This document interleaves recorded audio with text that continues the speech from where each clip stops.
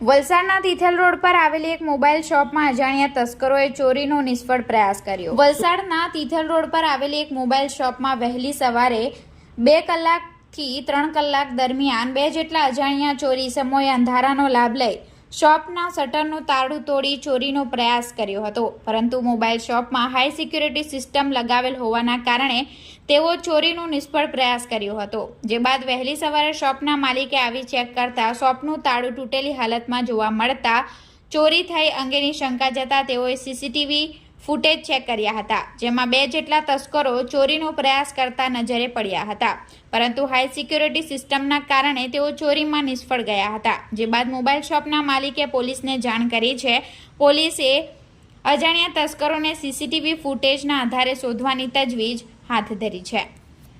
Tithal road ખાતે જેડબ્લુની બાજુમાં આવેલ અમારી બ્લુ મૂન મોબાઈલ ગેલેરીમાં ચોરટાઓ આવ્યા હતા અને રાત્રે લગભગ 2:30 વાગ્યાના સુમારે એમણે તાળા તોડીને અમારું સેન્ટર લોક તોડવા માટે કોશિશ કરી અને જેવું શટરનું સેન્ટર લોક ઉંચકવાની કોશિશ કરી એટલે અહીંયા ફૂલ સિક્યુરિટી સિસ્ટમ લગાવેલી હતી અને એ સિક્યુરિટી સિસ્ટમ એલર્ટ થતાં સાયરન વાગતા ચોરટાઓ પોતાના બધા જ સાધનો મૂકીને અહીંથી તાત્કાલિક ભાગી ગયા હતા। કેટલા જણા આવ્યા હતા? 2 જણા આવેલા હતા।